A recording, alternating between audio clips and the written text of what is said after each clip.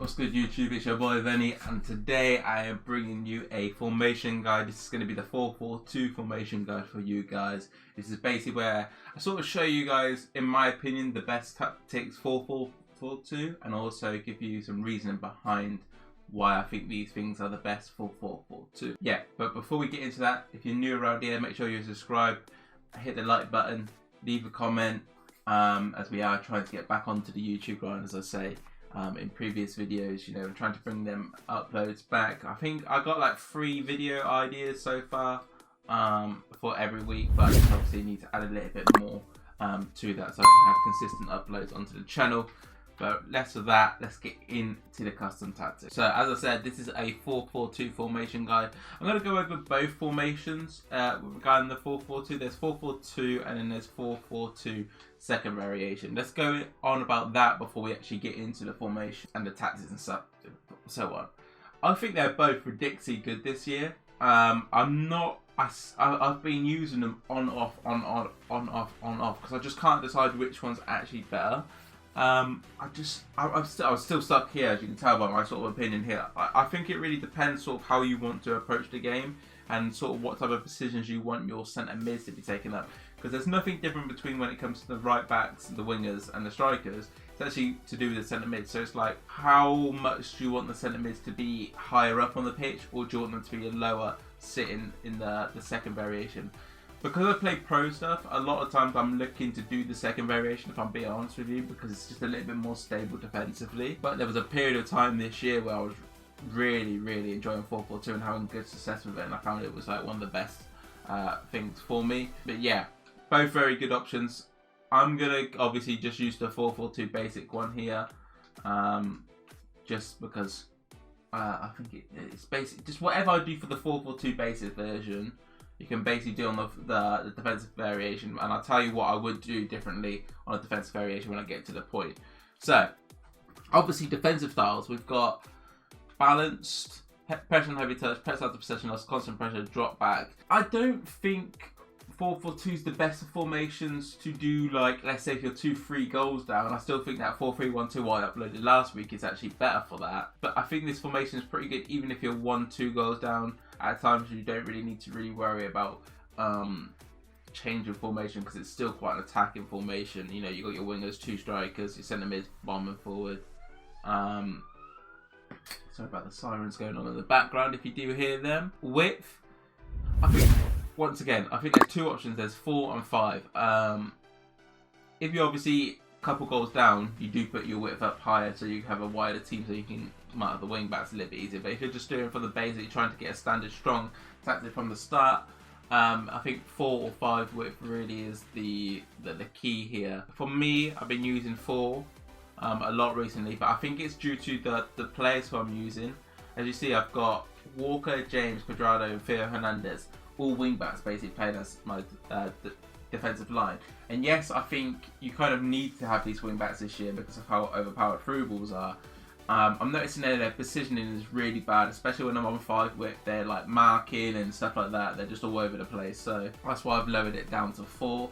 I just feel like I get a little bit more success with that. Depth-wise, once again, something you can mess around with. It really depends sort of how you want to approach the game. There is something what you guys need to know about using 7 depth or higher, and it's actually ridiculously good to actually use it. Basically, what happens when you're using 7 depth, your team will do automatic offside traps, and you're thinking, well, I don't want my team to just suddenly do an offside trap out of nowhere and let them through. Like, it doesn't work like that. Like, their offside traps are really glitchy, and it's sort of like wherever their striker is, or whoever the highest pushed up player is, that's sort of the line they're going to be pushing up to rather than sitting off. It's really glitchy. I don't really know why it happens, but it does. So we might as well make the use of obviously that happening. So we've got 7 depth here. I would definitely recommend this. This is what I would recommend you guys to use from, and what I use is the 4 and the 7. But once again, you might be a little bit more of a passive player, so maybe like 5 depth. Sorry, might be better for you because you're not really too fussed about the offside trap. You're not really wanting them to be pushing up higher up onto the player. You might be really passive and use 3 depth because you know you're not bothered about the press sort of game. You just you get the ball around your half and in your final third, and you're comfortable with that. But For me, I'm quite an aggressive player, especially with my defenders. I'm always bombing my wing backs like forward for defensive reasons to try and get the ball back quick, and even my centre back. So 7 depth sort of just plays to that more than anything as well. Offensive styles, I've used all sorts really when it comes to offensive styles. Obviously, got balanced long ball, fast build up, and possession. Keep pressing LB and RB by mistake. They're all really good, if I'll be honest with you. It really depends how you want to play. I think you can literally use any of this. I'd say what you're looking for in this. So long ball, it's harder to sometimes if somebody's on constant press to actually get the ball out. A lot of times your lanes are kind of covered, but you can often do an over the top ball, as you see by the diagram. That's the type of sort of situation you're going to get when they press you. But if you don't take that opportunity and you're just trying to work your pass, like you're trying to pass it out, you're going to get stuck. You know, they're going to have numbers on you and stuff like that because your team's bomb forward on long ball.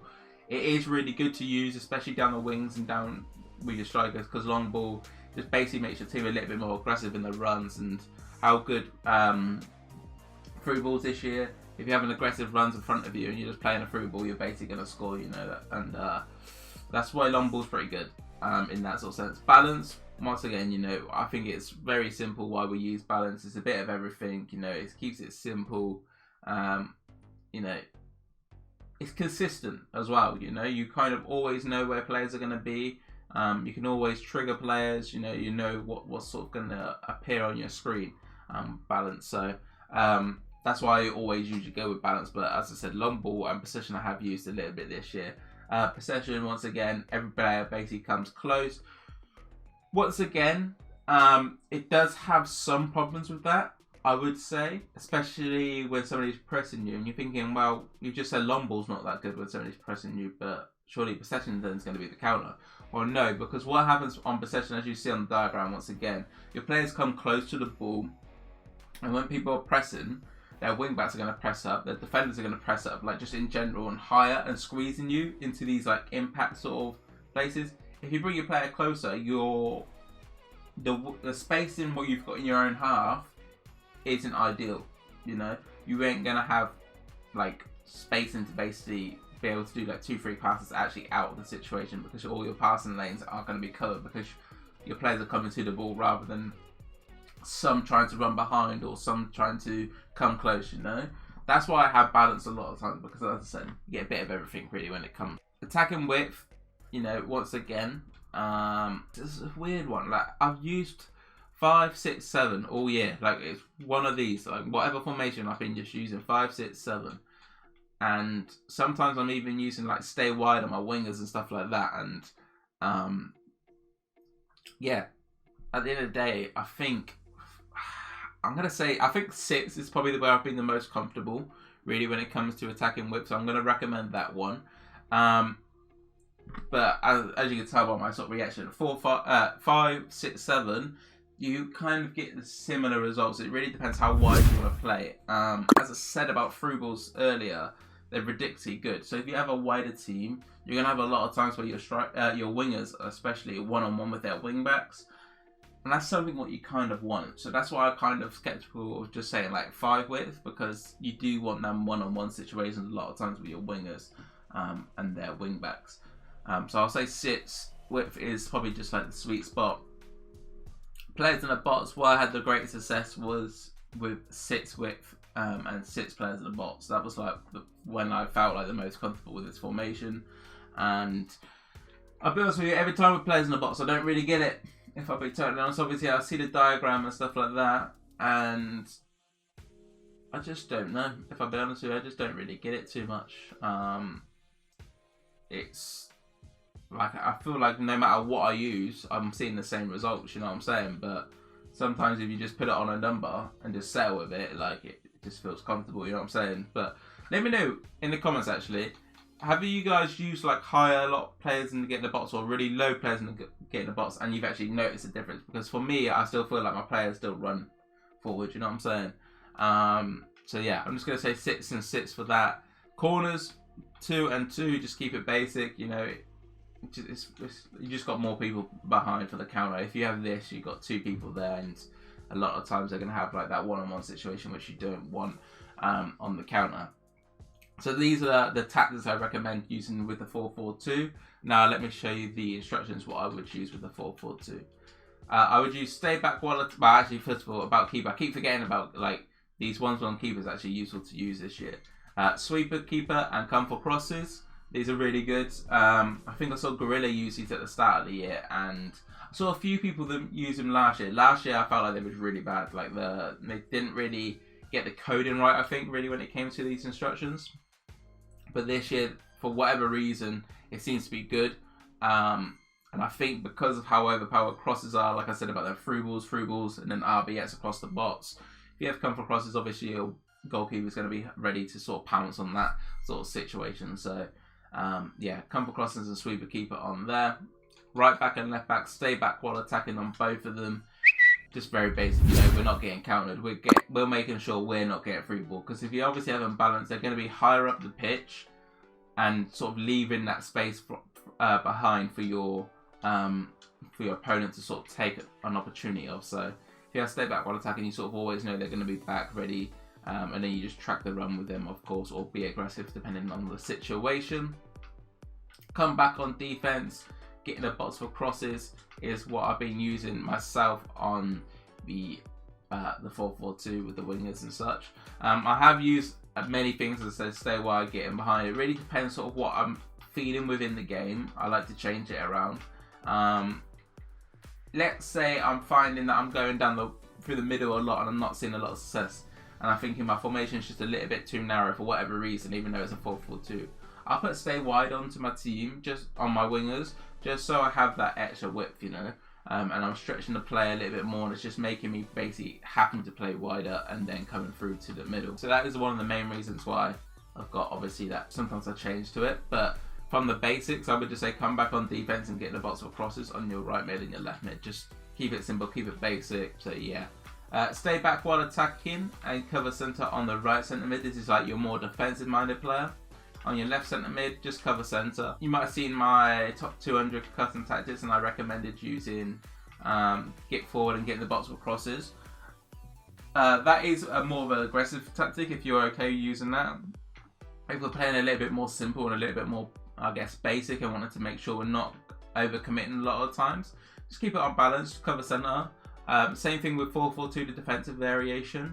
Have one of your CDMs on the stay back, and then the other one just balance, cover center, just so you have that extra attack, and the extra player in the attack sometimes is very useful to have. So yeah, definitely recommend this. This is probably one of the most essential things really when it comes to using a 4-4-2 and a 4-4-2 second variation. Strikers, I'll be honest with you, I just keep it basic. I've used a lot of different things this year: getting behind, stay central, target man, drift wide. You know, I've used it all.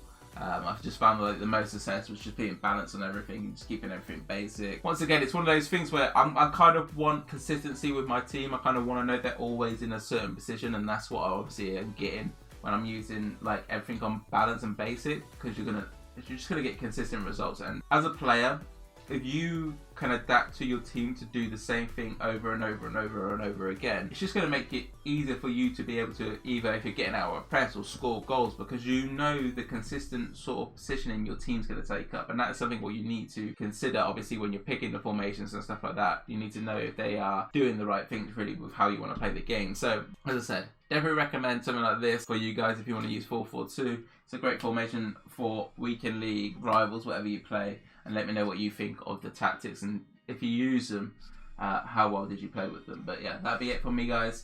Don't forget to like, comment, subscribe, and peace.